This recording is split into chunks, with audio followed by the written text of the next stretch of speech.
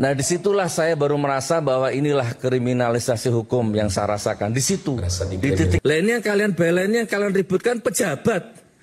Pejabat itu 90% bohong otaknya. Nah, saya menghina itu. Assalamualaikum warahmatullahi wabarakatuh. Pada kesempatan kini kita akan bereaction salah satu berita yang cukup hangat sekali. Nah, siapa lagi kalau bukan Gus Nur. Gus Nur ini kemarin ini beliau kalau nggak salah sempat ditahan ya selama 4 tahun dengan dugaan menyebut ataupun dengan menyebut ijazah Jokowi palsu, dugaan. Nah, sekarang ini udah keluar nih. Udah keluar kalau nggak salah pada tanggal 13 Agustus. Tapi herannya, kalau yang lain setelah dimasukkan ke sel, maka biasa tensinya turun. Tapi untuk sekelas Gus Nur, keluar dari tahanan malah semakin berani, malah semakin gagah untuk terus-menerus membahas bahwa ijazah Pak Jokowi diduga palsu. Nah, ingin tahu? Inilah salah satu bagian cuplikan videonya. Jangan lama-lama, gaspol. 4 tahun? Betul. 4 tahun mendekam di penjara di lapas? Pindah-pindah dari Bareskrim dengan segala. Tahun berapa itu? Ya dihitung saja berapa ya, 2022. 2022, oke, baik. Atau mungkin langsung saya mulai aja ya. Silakan. Jadi Assalamualaikum warahmatullahi wabarakatuh. Waalaikumsalam warahmatullahi wabarakatuh. Saya dapat panggilan, saya datang di BAP, saksi awalnya di BAP. Setelah selesai baru penyidiknya balik lagi ke ruangan yang lain. Tidak lama kemudian datang lagi, naik jadi tersangka. Di hari yang sama? Ya, di hari yang sama naik jadi tersangka. Di BAP langsung dijebloskan ke Bareskrim di lantai 15 itu. Langsung diisolasi 2 minggu. Nah, jadi selama isolasi itu kita sering sesekali dibon ke atas, ditanya jawab.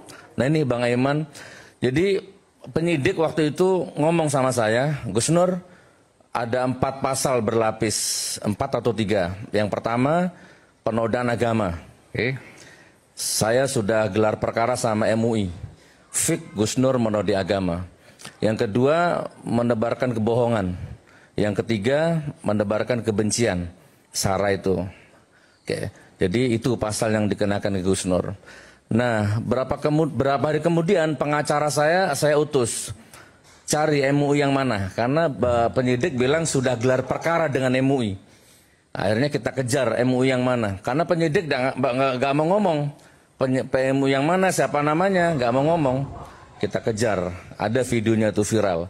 MUI nggak mau nemui dan nggak ada klarifikasi apapun dari MUI. Yang pertama Bang Iman. Ya, tapi, boleh nggak diceritain yang mana yang dimaksudkan menodakan atau apa, menistakan, menodai agama? Yang mubahalah itu. Jadi saya sumpah Quran dengan Bambang Tri itu yang dianggap menodai agama. Isinya? Ya, kan kita kan podcast ini sama ya, Bambang Tri. Intinya Bambang Tri menceritakan kronologi bahwa ijazahnya Pak Jokowi itu palsu. Saya kan nggak percaya. Mas Bambang, saya nggak percaya. Mungkin juga banyak pemirsa yang nggak percaya. Berani nggak saya sumpah Quran? Bambang Tri waktu itu ada tantang seperti itu. Nah, di dalam hati itu sebenarnya saya nggak mungkin berani ini orang gitu. Ternyata berani. Akhirnya saya ambilkan Al-Quran. Nah, begitu Al-Quran di tangan saya, masih saya tanya lagi, Mas Bambang, ini kan nggak live, nanti bisa saya potong, nggak usah malu, karena ini urusannya dunia akhirat. Kalau memang nggak yakin, saya batalkan. Dan waktu itu Bambang Tri bersumpah bahwa ijazah Pak Jokowi palsu. Palsu. Di atas Al-Quran. Di atas Al-Quran. Dan itu yang kemudian dianggap melanggar menodai agama. Iya. Dan yang nuntun saya. Apabila yang saya tulis di dalam buku yang saya katakan ini bohong, saya, anak istri saya dilaknat, diazab sama Allah. Itu Bambang Tri. Tapi kalau ternyata yang saya tulis ini benar, maka kalian semua yang menggilakan saya, kalian semua celaka. Itu aja sih mubalahnya. Maka ditangkaplah saya. Dan juga Bambang Tri waktu itu juga ditangkap. Betul. Nah, jadi 3 pasal intinya. Proses berjalan, ada satu pengacara datang ke saya, Mas Ahmad Uzinuddin dan beberapa teman. Gus Nur, ada kabar, tidak tahu kabar baik atau kabar buruk ini buat Gus Nur. Besok Gus Nur di konferensi pers, pakai baju urin, di borgol mungkin, dibawa naik ke lantai ke atas. Nah kalau besok Gus Nur mau minta maaf, Gus Nur bebas. Oh, oke. Kan? Dalam status tersangka ini ya? Iya, sudah ditahan saya. Oke.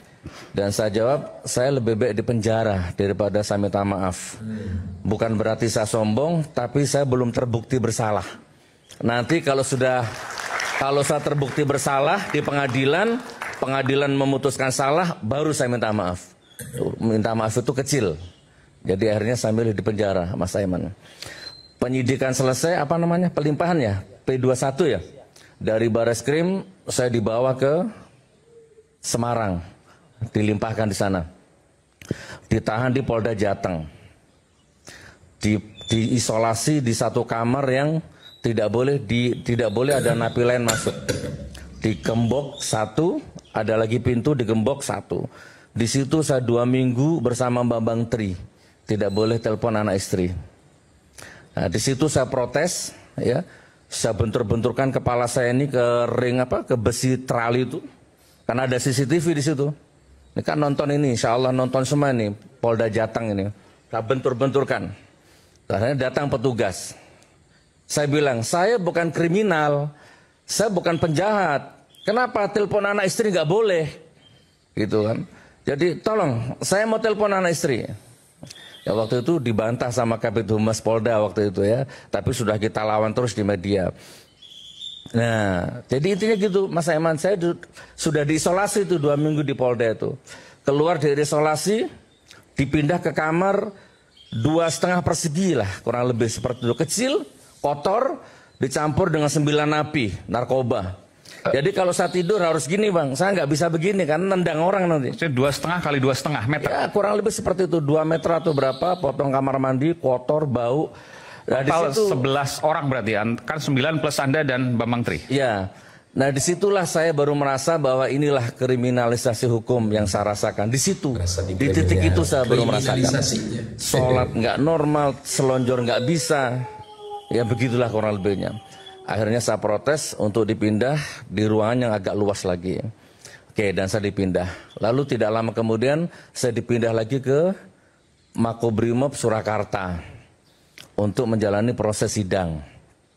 Sidang dimulai. Jadi saya di tiap sidang dijemput dari Polres itu, Surakarta. Belum vonis ini, sidang selama 6 bulan. Nah ini inti yang mau saya sampaikan di sini. Di sini hakikat permasalahannya itu. Jadi ternyata saya baru sadar, penyidik, jaksa ada 4 orang, hakim ada 3 orang, 35 saksi yang didatangkan untuk memberatkan saya di dalam sidang itu, dari teman sekolah, guru sekolah, semua didatangkan. Tidak ada satupun yang pernah melihat ijazah aslinya. Gitu ya. Bahkan penyidik waktu di Bareskrim ngomong sama saya, Gus Nur, masa Saman percaya sama Bambang Tri? Saman ini orang baik, jangan mau dipengaruhi sama Bambang Tri. Saya itu loh sudah ke rumahnya Pak Jokowi, tak foto, saya sentuh, saya foto itu jasa aslinya itu.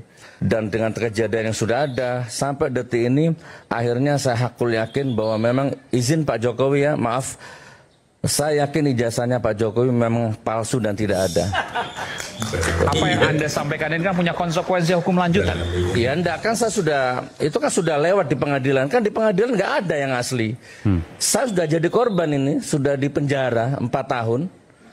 Gitu kan, terlepas dari yang difoto giginya rapi, yang aslinya berantakan, terlepas dari semua penelitian Bang Rismon dan Pak Roy. Saya ini seandainya yang asli datang di pengadilan, ya mau 100 tahun nggak apa-apa, saya tanggung konsekuensi itu. Ini yang asli nggak ada. Pak Jaksa, Anda ini nuduh saya menebarkan berita bohong, dan ini pidana. Beban pembuktiannya ada di Anda. Kirim yang asli, datangkan ke sini, selesai, saya cium kakimu. Saya minta maaf nanti sama Pak Jokowi. Gimana menurut Bang Eman? Clear kan? Ini persidangan dan tidak ada. Dan itu kata-kata saya insya Allah masih berlaku. Di ruangan ini siapa yang bisa mendatangkan Ya. Siapa yang bisa menunjukkan ijazah aslinya, saya rela kehilangan kehormatan, saya cium kakinya. Saudara. Nah, ini sudah keluar dari tahanan selama 4 tahun. Ini Gus Dur seberani ini ya. Biasanya yang lain itu langsung keberaniannya ciut. Tapi apa memang karena banyak teman atau gimana ya? Ya kita lanjutkan lagi. Sugi Nur, mohon maaf saya katakan saudara, saya tidak panggil Gus. Karena nasabnya itu bukan anak kiai, bukan yang artinya lahir dari anak kiai dan juga punya pesantren. Saya panggil saudara Sugi Nur saja di sini. Saya teringat seorang filsuf mengatakan, Ibnu Rushd, kalau ingin menguasai orang bodoh, bungkuslah kebatilan dengan agama. Catatan itu. Karena saya melihat ya begini, tahun 2018 ketika saudara Sugi Nur sebagai pendakwa di salah satu masjid di daerah Semanggi di Solo, beliau mengatakan, siapa yang mendukung Jokowi, itu tahun 2018 ya, siapa yang mendukung Jokowi silakan keluar dari masjid. Itu nggak bisa Anda bantahkan untuk itu. Oke, jadi Pak Andi, saya tidak pernah mengusir jamaah saya dari masjid. Kalau tidak dukung Jokowi silahkan keluar. Monggo dicari videonya, kalau ada diviralkan aja. Saya tidak pernah. Ganti apa kira-kira? Ganti presiden. Iki ndek masjid iki ganti presiden kira-kira. Siapa sing kate milih Jokowi angkat tangan? Leona sing milih Jokowi metu teko masjid iki. Dicari videonya kalau ada di sini hakikat permasalahannya itu. Jadi ternyata saya baru sadar penyidik, jaksa ada 4 orang, hakim ada 3 orang, 35 saksi yang didatangkan untuk memberatkan saya di dalam sidang itu, dari teman sekolah, guru sekolah, semua didatangkan. Tidak ada satupun yang pernah melihat ijazah aslinya. Gitu ya. Bahkan penyidik waktu di Bareskrim ngomong sama saya, Gus Nur, masa Saman percaya sama Bambang Tri? Saman ini orang baik, jangan mau dipengaruhi sama Bambang Tri. Saya itu loh sudah ke rumahnya Pak Jokowi, tak foto, saya sentuh, saya foto itu jasa aslinya itu. Penyidik ngomong gitu di depan saya, tapi tidak pernah menunjukkan mana fotonya, mana, hanya ngomong aja. Itu kurang lebihnya. Oke, saya kembali ke sidang. Sidang berlangsung, ada satu pengalaman yang saya nggak bisa lupa. 35 saksi, ada satu saksi Bu Guru tuh kayaknya itu disumpah dengan Injil karena dia mengaku beragama Kristen. Ya, akhirnya disumpah dengan Injil. Ada videonya viral itu. Ternyata di tengah sidang berjalan hampir saja dia lolos, tapi alhamdulillah Allah berkehendak lain. Salah satu pengacara saya menemukan di dalam BAP-nya itu, ibu itu mengatakan, saya keberatan bahwa Al-Quran dijadikan alat berbohong, bersumpah sebagai umat Islam, saya keberatan. Gitu kan? Padahal tadi dia disumpah pakai Injil. Wah, langsung ruangan sidang menjadi gaduh, menjadi riuh. Artinya dia sebenarnya beragama Islam. Kristen, dia minta disumpah dengan Injil. Oke. Saya ini sudah dengan nama Tuhan Yesus Kristus gitulah bla bla bla bla. Terus tapi dia ternyata menolak. di dalam BAP saya sebagai umat Islam merasa keberatan Al-Quran dijadikan alat berbohong begitu. Nah, dan akhirnya ribut. Silakan dicek itu, masih ada video. Jadi maksudnya apa tuh? Berbeda. Ya, saksi bohong lah, saksi bohong ya. Pembohong akan dilindungi pendusta, sama saja itu. Nah, sampai akhirnya pengacara curiga. Dibukalah semua BAP itu. Ternyata sama BAP-nya. Hanya copy paste saja. Itu yang pertama yang saya temukan di ruang sidang. Sebelum sini boleh nggak saya potong dulu sebentar? Pak Arianto mungkin ada tanggapan soal ini? Saya nggak nanggepi apa-apa. Oke. Dia kan cerita ya, kita dengarkan aja. Baik, oke. Silakan Gus Nur. Iya Pak Arianto, salam takdim, salam hormat. Saya insya Allah kalau merah-merah Pak Arianto, saya nggak akan mencela-mencele dan nggak akan dusta, dan ini disaksikan semua yang terlibat dalam peristiwa hukum ini. Saya bisa membohongi orang, tapi saya nggak bisa membohongi anak istri saya ya. Saya nggak bisa membohongi diri saya. Oke, jadi intinya terjadilah mulai itu. Saya baru tahu ternyata saksi ahli yang didatangkan orang yang sama ketika jadi saksi ahlinya korban-korban ITE yang lain gitu kan. Jadi semacam instrumen hukum ya. Ini bagian pelapornya, ini bagian saksi ahlinya. Udah ada lengkap di situ. Itu Mas Aiman. Nah, mumpung saya ingat, yang laporkan saya itu tidak punya legal standing dari Pak Jokowi. Sana orang Ciamis atau Cianjur saya nggak ngerti.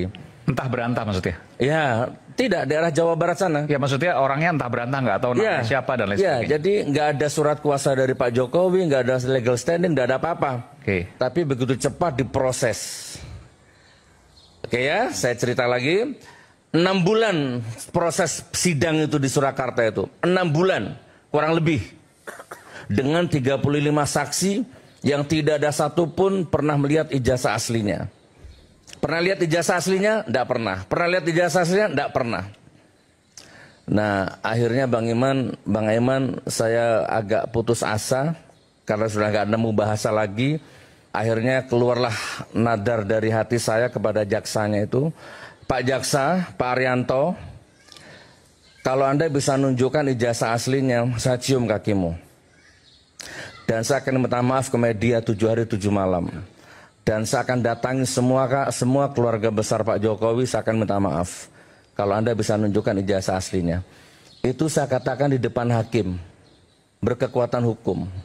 Ini kalau debat di TV ini kan mau sampai putus suratnya kan nggak ada kekuatan hukumnya ini. Ini saya di pengadilan. Hakimnya nonton itu, 3 hakim nonton ini siaran ini ya. Anda nggak pernah lihat ijazah aslinya. JPU-nya ada 4 orang, Anda nggak pernah lihat ijazah aslinya. Bahkan nggak ada ijazah aslinya. Ternyata tetap divonis. Dituntut 10 tahun bahkan. Dituntut 10 tahun, divonis 6 tahun. Kurang lebih seperti itu Bang Aiman. Pertanyaan saya satu. Apakah JPU menunjukkan ijazah asli saudara Joko Widodo sehingga dia bisa ya mengajak Anda ke persidangan yang judulnya itu P21? Silakan Gus. Tidak pernah datang, tidak pernah ada. Makanya Abang siapa namanya yang di tengah? Bang Ade. Bang Ade ya. Saya itu mau dipenjara semenderita apa ya, asalkan terbukti bersalah. Saya ikhlas, ya. Saya itu orangnya bertanggung jawab. Mau dipenjara di manapun, ayo. Yang penting buktikan dulu saya salah. Izin yang ada di sini. Saya didakwa menebarkan berita bohong gara-gara jasa yang fotokopi yang beredar itu. Tapi jaksa nggak pernah mendatangkan yang asli. Monggo, barangkali ada ahli tata negara apa hukum apa silakan. Dan itu saya dipenjara, divonis, dituntut 10 tahun bahkan, divonis 6 tahun. Apa itu benar? Kalau memang benar ya nggak apa-apa sudah. Tapi menurut saya itu nggak benar, itu zalim. Jadi Pak Jokowi, nggak usahlah bikin pengajian, nggak usahlah bikin acara nangis-nangis massal misalkan ya, nggak usah. Sudah tinggal ini loh ijazah asliku sana tes forensik terserah kayak. Udah nanti kalau terbukti benar saya maafkan semua rakyatku. Saya dituduh menebarkan kegaduhan, gercep ditangkap. Lah ini tiap hari gaduh di TV, di kampus, di jalan, di warung, di mana-mana gaduh. Kok nggak ditangkap? Ya. Apa namanya? Yang kalau kalian mendukung Nabi Muhammad, absolut selamat. Kalau kalian membela Al-Quran, dilecehkan, absolut selamat. Ya, ketika para tokoh elit, kalau kita menyebutnya tokoh elit, ya berdebat dalam seperti itu dipertontonkan di publik. Mungkin anak-anak juga ada yang melihat, tapi tidak begitu di bawah umur ya, tapi semacam remaja ataupun anak-anak yang ya udah agak sedikit dewasa, akhirnya melihat contoh seperti itu, akhirnya kok yang di atas juga seperti itu kelakuannya. Takutnya seperti itu ya. Ya, kalau debat-debat yang adem lah untuk pencerahan. Tapi lah, inilah kehidupan. Anda sudah. Nah, itu ya, Baraya. Tinggal kita menyimpulkan, tinggal kita menyimak, itu semuanya dikembalikan ke kita. Karena media mengangkat ataupun ada debat seperti itu, pada akhirnya dikembalikan ke kita. Kita yang bisa menilai, pandai-pandai menilai, salah menilai, kita akan terjerumus dengan tayangan-tayangan. Barakallah.